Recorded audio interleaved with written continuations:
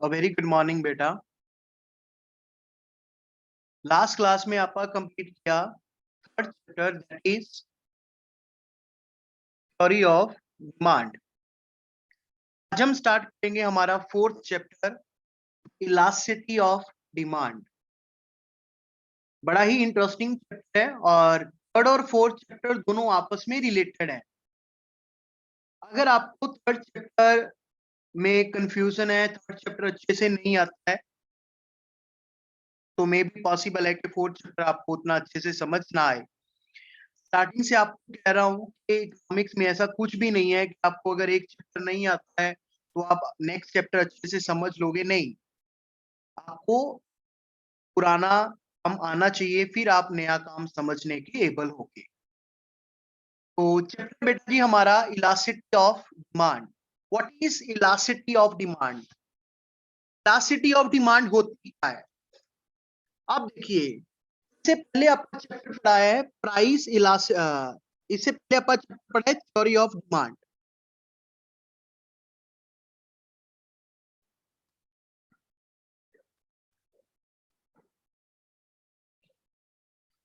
Theory of demand ने आपको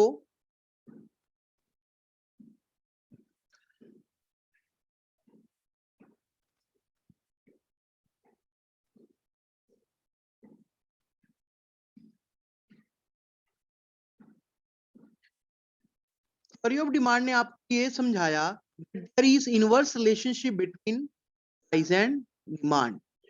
ऐसा price of commodity decreases, demand increases, और ऐसा price of commodity decreases, demand increases. That means there is inverse relationship between price and demand. Price और demand के बीच में जो रिलेशनशिप है, जो इनवर्स रिलेशनशिप है, ये हमें किसने समझाया? थ्योरी ऑफ डिमांड ने। बट थ्योरी ऑफ डिमांड हमें वो कितना प्राइस इंक्रीज होने की वजह से कितना डिमांड डिक्रीज होगा, या कितना प्राइस डिक्रीज होने की वजह से कितना डिमांड इंक्रीज होगा, माने वो जो डिग्री ऑफ चेंज है वो हमें थ्योरी ऑफ डिमांड समझाने में फेल होगा। तो डिग्री ऑफ चेंज आपको कौन समझाता है? वो समझाता है आपको इलास्टिसिटी ऑफ डिमांड। तो what is elasticity of demand? Elasticity of demand आपको वो चेंज बताता है, डिग्री ऑफ चेंज बताता है, कितना प्राइस में चेंज आने की वजह से, या कितना इनकम में चेंज आने की वजह से, या कितना रिलेटेड गुड्स की प्राइस में चेंज आने की वजह से डिमांड में चेंज आया। Is known as elasticity of demand. ये देखिए आगे,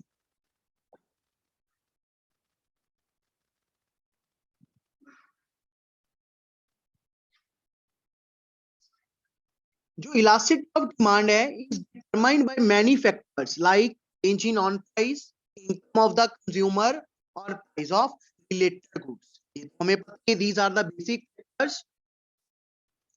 अगर तो प्राइस की वजह से डिमांड में आप चेंज देख रहे हो, उसे आप क्या कहेंगे? Price elasticity of demand. और अगर आप इनकम की वजह से डिमांड में कितना चेंज आया है वो देख रहे हो, तो उसे आप कहेंगे इनकम इलास्टिसिटी ऑफ डिमांड। और अगर आप ये देख रहे हो कि रिलेटेड गुड्स की प्राइस में चेंज आने की वजह से कितना डिमांड में चेंज आया है, तो उसे आप कहते हैं कॉस्ट इलास्टिसिटी ऑफ डिमांड। आपका जो सिलेबस है, सिर्फ बेस्ड है price elasticity of demand, income elasticity of demand and cost elasticity of demand. ये पूरा टॉपिक आपको आएगा इन ग्रेजुएशन। ये प्लस टू में माइक्रो इकोनॉमिक्स है ही नहीं, ग्रेजुएशन में जाकर आप फर्दर माइक्रो इकोनॉमिक्स पढ़ोगे तो वहां पे आपको ये इनकम इलास्टिसिटी ऑफ डिमांड और कॉस्ट इलास्टिसिटी ऑफ डिमांड के बारे में आपको समझाया जाएगा। इस बार 11th सिलेबस में आपका जो टॉपिक है वो है सिर्फ price elasticity of demand. What is price elasticity of demand? It refers to percentage change in demand due to percentage change in on price. कि प्राइस की वजह से, प्राइस में कितना परसेंट चेंज आने की वजह से डिमांड में कितना परसेंट चेंज आया है, that is known as price elasticity of demand. ये इसका डेफिनेशन है। What is price elasticity of demand? It is a measure of degree of responsiveness of demand for a commodity to change in its price. Price की वजह से change आने की वजह से डिमांड डिग्री कैसे रिस्पॉन्ड कर रही है, डिमांड कैसे रिस्पॉन्ड कर रही है, कितना रिस्पॉन्ड कर रही है।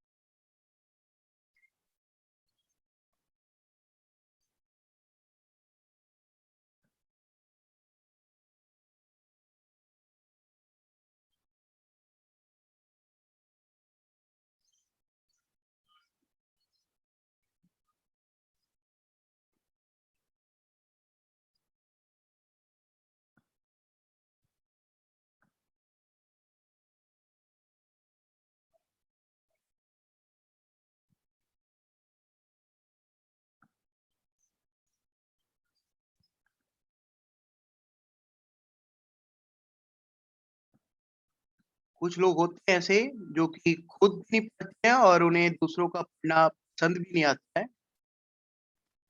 फिर वो लोग ऐसी हरकतें करनी शुरू कर देते हैं जैसा कि अभी आपने स्क्रीन पे देखा होगा। तो what is elasticity of demand? कि प्राइसेस में चेंज आने की वजह से डिमांड कैसे रिएक्ट कर रही है, कितना रिएक्ट किया है, वो जो प्राइस की वजह से डिमांड में कितना चेंज आया है, वो कितना चेंज आपको कौन बताएगा? That is price elasticity of demand. क्योंकि लॉ ऑफ डिमांड ने सिर्फ आपको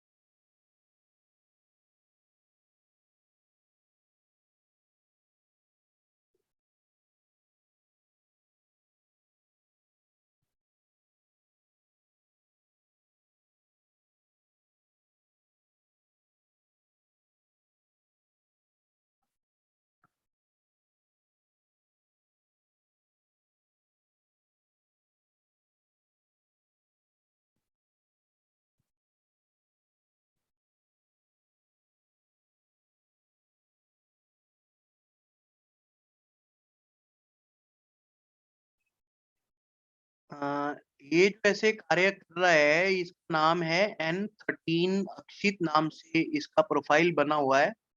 अगर आप में से कोई भी इसे जानता है तो क्लास के बाद मेरे को ज़रूर मैसेज करना। ये मैं बताऊँगा नहीं कि किसने मेरे को मैसेज किया था, लेकिन प्लीज़ आप बताइएगा ज़रूर। इसकी कंप्लीट फाइल करेंगे।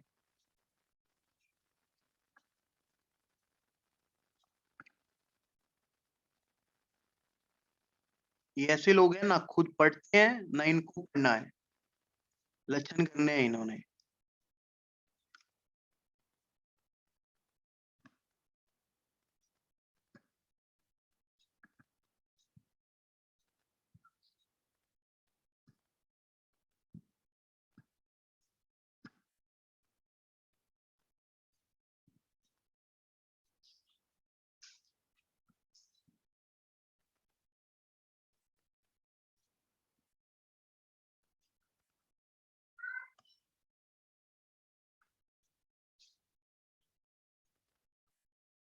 जीन्स भाई कैमरा बंद कर लो।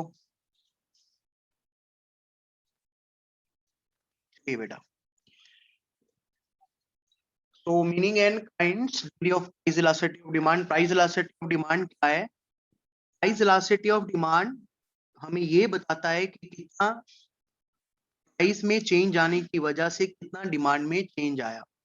जो अलाउ डिमांड है वो सब कुछ ये बताने में फेल हो गया था। और वो जो डिग्री है मतलब वो कितने परसेंटेज चेंज आया है, कैसे प्राइस में चेंज आने की वजह से कैसे डिमांड रिएक्ट कर रही है, उसका वो डिग्री जो रिस्पॉन्सिवनेस है वो सारा कौन बताता है आपको? इस इलास्टिसिटी ऑफ डिमांड।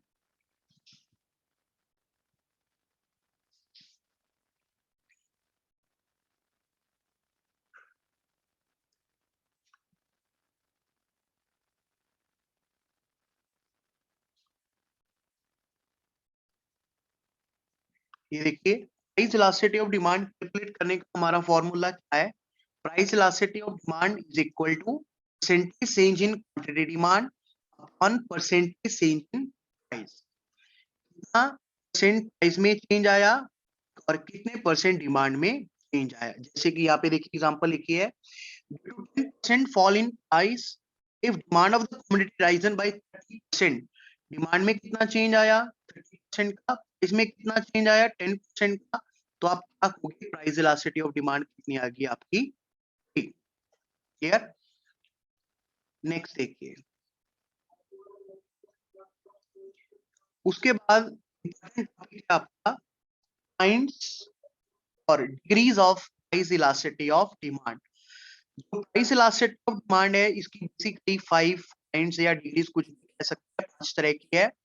फर्स्ट है परफेक्ट इलास्टिक डिमांड, सेकंड है परफेक्ट इनइलास्टिक डिमांड, थर्ड है यूनिटरी इलास्टिक डिमांड, फोर्थ है greater than unitary elastic demand और फिफ्थ है less than unitary elastic demand. ये फर्स्ट है परफेक्ट इलास्टिक डिमांड।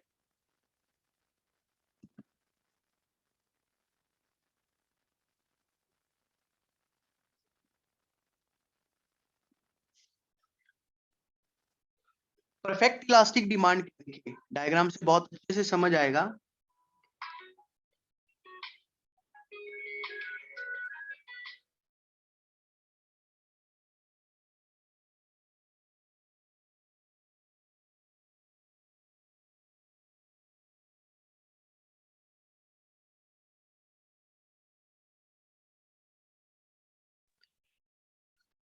ये इसका ग्राफ है, price elasticity of demand, perfect elastic demand. Perfect elastic demand में क्या रहता है? जो डिमांड है देखिए,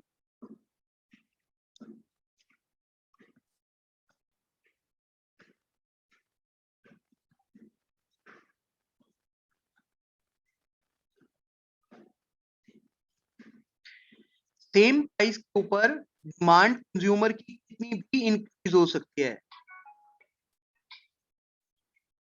हाँ जी मैम।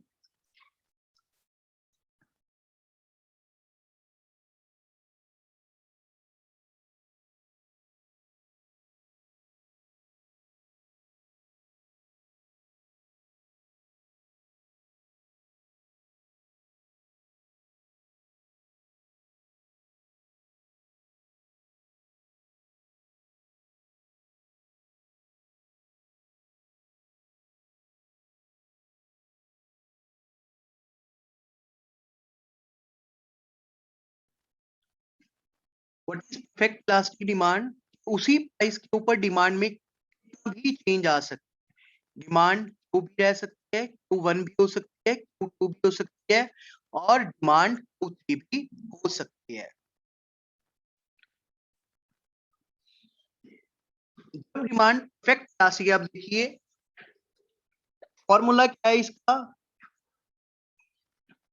डिमांड में कितना चेंज आया है अपॉन प्राइस में कितना चेंज आया है। मान लो डिमांड में 100% चेंज आया है, प्राइस में चेंज नहीं आएगा, उसी प्राइस के ऊपर कितना भी डिमांड हो सकता है। तो any value upon zero answer क्या रहता है? हमेशा इन्फिनिटी। परफेक्ट इलास्टिक डिमांड की वैल्यू कितनी रहती है? हमेशा इन्फिनिटी। और कर्व की शेप क्या रहती है? Perfect elastic demand is parallel to X axis, X axis की बिल्कुल पैरेलल रहती है। सेकंड है perfect inelastic demand. Perfect inelastic demand, यहाँ पे डिमांड पूरी तरह से इन इलास्टिक। इन इलास्टिक मतलब प्राइस में कितना भी चेंज आ सकता है, प्राइस 10 20 40, जो डिमांड है डिमांड रिमेनिंग सेम। प्राइस में चेंज आने की वजह से डिमांड में चेंज नहीं आता है। इस केस में जो हमारी डिमांड कर्व है वो रहती है पैरेलल टू वाई एक्सिस। क्या है यार,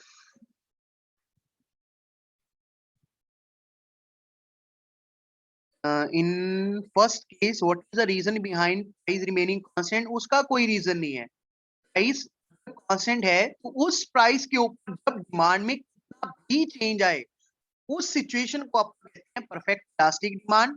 और सेकेंड केस में क्या है, प्राइस में कितना भी चेंज आए, प्राइस कम हो, प्राइस ज्यादा हो, प्राइस इंक्रीज हो, प्राइस डिक्रीज हो, प्राइस में जितना भी चेंज आए, लेकिन जब डिमांड में कोई चेंज नहीं आता है तो ऐसी सिचुएशन को आप क्या कहते हैं, परफेक्ट इन इलास्टिक डिमांड। जो डिमांड है हमारी, डिमांड हमारी क्या रहेगी, पूरी तरह से इन इलास्टिक। इस केस में देखिए थोड़ा उल्ट हो जाएगा। यहाँ पे क्या है, फॉर्मूला क्या है, परसेंटेज चेंज इन डिमांड और परसेंटेज चेंज इन प्राइस। यहाँ पे डिमांड में कोई चेंज नहीं आया है मतलब जीरो, प्राइस में मान लो 50% भी चेंज आया है तो आंसर कितना आएगा, जीरो डिवाइड बाय ना समथिंग कुछ भी, तो कितना रहता है, जीरो। तो मैंने परफेक्ट इलास्टिक डिमांड की वैल्यू है हमेशा कितनी रहती है, जीरो। और इसकी कर्व की शेप क्या रहती है, पैरेलल टू वाई एक्सिस। जो परफेक्ट इलास्टिक डिमांड है, परफेक्ट इलास्टिक डिमांड पैरेलल रहती है एक्स एक्सिस के, और परफेक्ट इलास्टिक डिमांड पैरेलल रहती है वाई एक्सिस के। परफेक्ट इलास्टिक डिमांड की जो वैल्यू है वो रहती है इन्फिनिटी, और परफेक्ट इलास्टिक डिमांड की वैल्यू है वो रहती है जीरो। थर्ड डिग्री है unitary elastic demand. Unitary elastic demand में क्या है,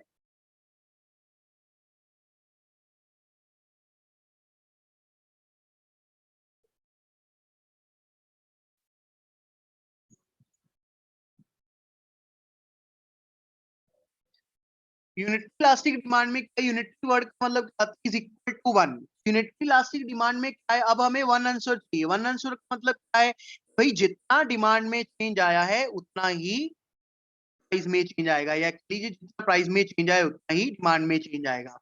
प्राइस 10% से इंक्रीज हो गई, 10% प्राइस इंक्रीज होने से डिमांड 10% फॉल हो गई।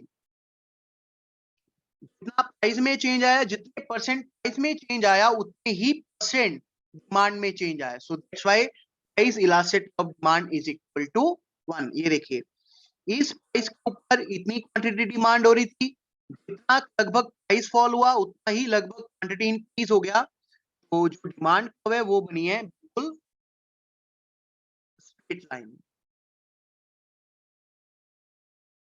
इस केस में अपनी इलास्टिसिटी ऑफ डिमांड क्या रहेगी, is equal to one.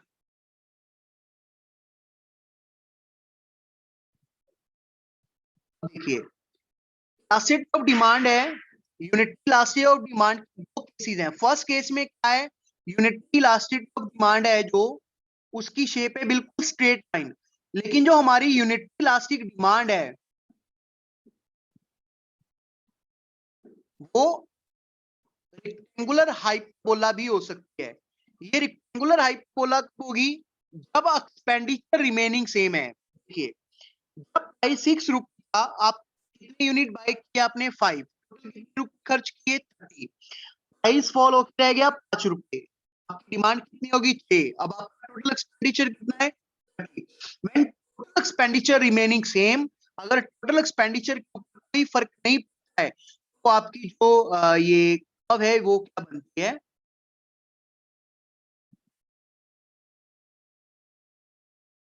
Rectangular hyperbola. मतलब यूनिटरी इलास्टिक डिमांड की दो केसेस हैं। फर्स्ट केस में जितना प्राइस में चेंज आया अगर उतना ही डिमांड में चेंज आया है is equal to one, unitary elastic demand curve. और सेकंड केस जब टोटल एक्सपेंडिचर रिमेनिंग कांस्टेंट।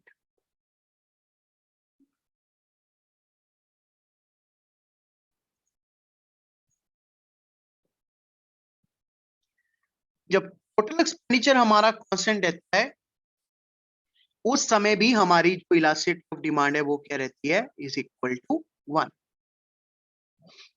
अगर परसेंटेज वाला केस देखते हैं उसके according unit elastic demand straight line रहती है, और टोटल एक्सपेंडिचर वाले केस में जो इसकी शेप है वो कौन सी होती है, रेक्टेंगुलर हाइपरबोला।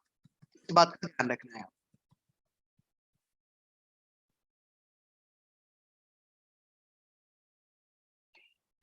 फोर्थ केस है इसका greater than unity elastic demand.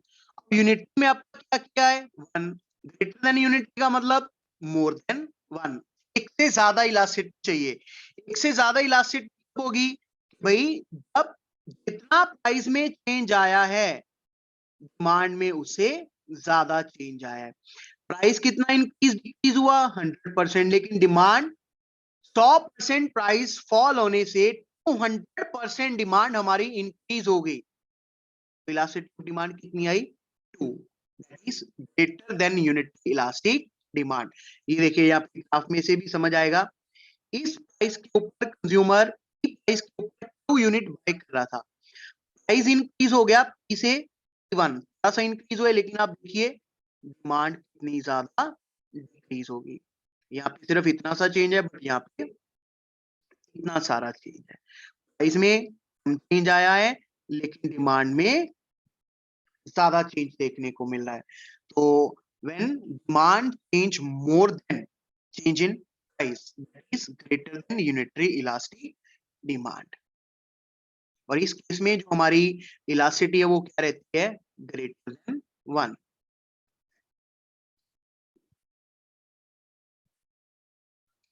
और फिफ्थ है less than unitary elastic demand. Unitary का मतलब is equal to 1, less than unitary का मतलब एक से कम।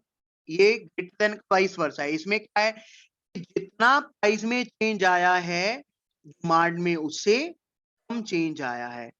प्राइस इंक्रीज हुआ 100%, 100% प्राइस इंक्रीज होने से डिमांड सिर्फ 50% डिक्रीज हुई है। तो इलास्टिसिटी ऑफ डिमांड कितनी आ गई, 0.5, मतलब एक से less than unitary elastic demand.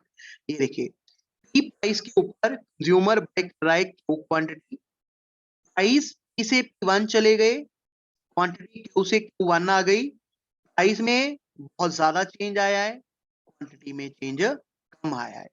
एक है less than unitary elastic demand. Total में हमारे पास टॉपिक है हमारा काइंड्स और types of degrees of price elasticity of demand. इसकी 5 टाइप्स हैं। First is perfect elastic demand. Perfect elastic demand में उसी प्राइस के ऊपर डिमांड कितनी भी इंक्रीज हो सकती है, कितनी भी डिक्रीज हो सकती है। परफेक्ट इलास्टिक डिमांड, प्राइस में कितना भी चेंज आए लेकिन डिमांड रहती है, बिल्कुल उतनी ही रहती है, डिमांड में किसी तरह का कोई चेंज नहीं आता है। Demand curve parallel to Y axis. और इलास्टिसिटी डिमांड कितनी रहेगी, 0। थर्ड केस आपका पड़ा यूनिटरी इलास्टिक डिमांड। यूनिटरी माने is equal to 1, is equal to 1 का मतलब जितना प्राइस में चेंज आया उतना ही डिमांड में चेंज आया है। इसके दो केस हैं, एक तो परसेंटेज के अकॉर्डिंग और दूसरा टोटल एक्सपेंडिचर के अकॉर्डिंग। अगर प्राइस में चेंज आने की वजह से कंज्यूमर अपने टोटल एक्सपेंडिचर में किसी तरह का कोई चेंज नहीं करता है तो वो केस कौन सा है, यूनिटरी इलास्टिक डिमांड। इस केस में जो इलास्टिक डिमांड कर्व है हमारी वो रहती है बिल्कुल पैरेलल टू, सॉरी, वो रहती है हमारी रेक्टेंगुलर हाइपरबोला। फिर आपको पड़ा greater than unitary elastic demand. Greater than unitary elastic में क्या है, जितना प्राइस में चेंज आया है डिमांड में उससे ज्यादा चेंज आया है। प्राइस में चेंज आया 100%, लेकिन डिमांड में चेंज आया 250%। Greater than unitary elastic demand. Less than unitary elastic demand में क्या है, जितना प्राइस में चेंज आया डिमांड में उससे कम चेंज आया, elasticity of demand is less than 1। तो आज की क्लास में आपको पढ़ा इफेक्ट इलास्टिसिटी ऑफ डिमांड क्या है, इलास्टिसिटी ऑफ डिमांड की टाइप्स हैं, price elasticity of demand, income elasticity of demand, plus price elasticity of demand. जो प्राइस इलास्टिसिटी ऑफ डिमांड है वो आपके सिलेबस का पार्ट है, लेकिन इनकम इलास्टिसिटी और क्रॉस प्राइस इलास्टिसिटी ये हमारे सिलेबस का पार्ट नहीं है, ये आप पढ़ोगे ग्रेजुएशन में। प्राइस इलास्टिसिटी ऑफ डिमांड पर आप क्या है कि कितना डिमांड में चेंज कितना प्राइस में चेंज आने की वजह से डिमांड अपने आप को कैसे रिएक्ट कर रही है, क्या रिस्पॉन्ड कर रही है, कितना रिस्पॉन्ड कर रही है। इसकी 5 डिग्रीज की अपना, perfect elastic demand, perfect inelastic demand, unitary elastic demand, greater than unitary elastic demand और less than unitary elastic demand. तो आज ये टॉपिक को आप अच्छे से पढ़ोगे। कल क्लास में आपको इसके न्यूमेरिकल कराऊंगा, इस चैप्टर के न्यूमेरिकल है, price elasticity of demand calculate करने के। कल आपको न्यूमेरिकल समझाऊँगा और फिर कल आपका जो होमवर्क होगा वो यही होगा कि आपने न्यूमेरिकल सॉल्व करने हैं। आज इसको पूरे कांसेप्ट को ध्यान से समझिए, ध्यान से पढ़िए और अगर इसके रिलेटिंग कोई क्वेरी रहती है, तो आप मैसेज करके मेरे से पूछ सकते हैं। लेकिन एक बात और इस बात का ध्यान रखिए कि जो जैसे आज किसी ने ऐसे है ना, इतने अच्छे-अच्छे काम किए क्लास के दौरान, इन कामों से दूर रहें, कुछ नहीं है इन बातों में। आज ही बाय चांस मैं वो इसको सेटिंग को ऑफ करना भूल गया और आज ही किसी ने इतना अच्छा इसके स्क्रीन के ऊपर ऐसे काम किया। इसमें एक होता क्या है, नुकसान आप ही का है। इतने मन से जब टीचर पढ़ा रहा है, ऐसी बातें होती हैं, तो वो पढ़ाने का जो मन है, वो जो फ्लो है, वो बिल्कुल खत्म हो जाता है। तो ऐसे बिना मन से पढ़ाने से है ना, मेरे को भी पता है कि बच्चों को समझ नहीं आता है। तो आप ही का नुकसान है, तो इन बातों को कंट्रोल कीजिए। चलिए, थैंक यू वेरी मच। फिर भी जो आपकी क्वेरीज़ हों, पूछ सकते हो आप।